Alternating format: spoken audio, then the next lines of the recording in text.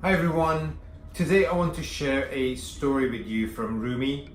As you know, Rumi was a 13th century poet and a spiritual guide who taught through poetry and stories. So today's story is called The Snake Charmer and the Frozen Dragon, which happens to be one of my favorite stories as well. And the story goes that a snake charmer was in search of new snakes for his show in the winter, and he's walking up this snowy mountain when he suddenly comes across a huge frozen dragon, effectively the king of snakes.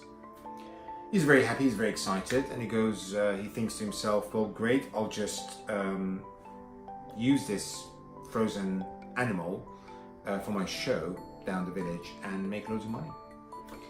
So he dragged the frozen dragon all the way down to the village, made up a story about how difficult it was to hunt the animal and to hunt the dragon, and sure enough, the villagers turned up. The turnout was great, and they've started cheering and clapping and admiring this huge beast. Little they knew that the dragon wasn't actually dead. It was just very cold and unable to move. As the sun started rising and it got warmer and warmer, the dragon came to life. First, it attacked the snake charmer, and then it started attacking and killing people in the village, the admiring audience. Let's look at some of the metaphors, and then we'll have a look at the lessons that Rumi is trying to teach us in this simple stories. The metaphors first. So the snake charmer is us. He is every man and woman in search of the absolute truth.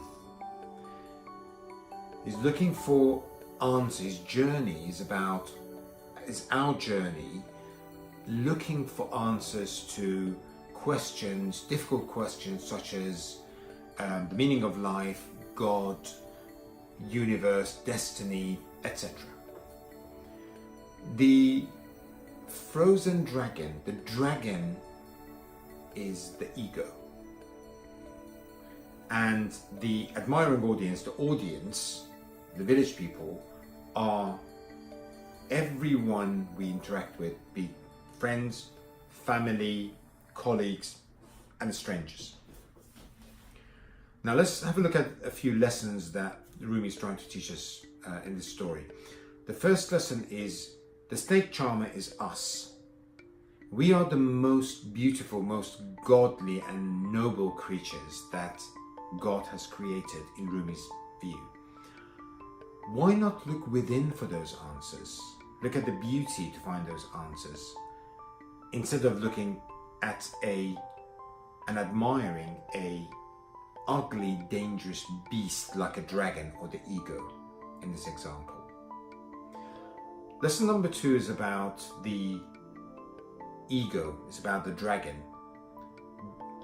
The ego is under control and in check when it's frozen.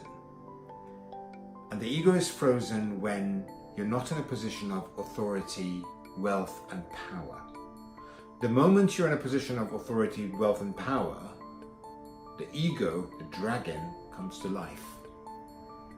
And the lesson here is that if you are in a position of wealth, power and authority, you need to be more careful about your ego.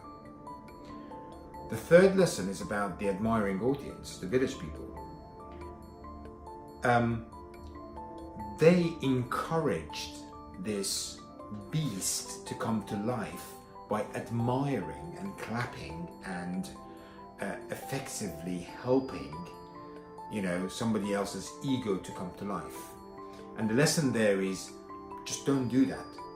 When you see ego, when you see the dragon, don't applaud, don't help, don't encourage for that ego to get bigger and bigger and effectively hurt the person, and everybody else. Hope you enjoyed that story. Speak to you all soon.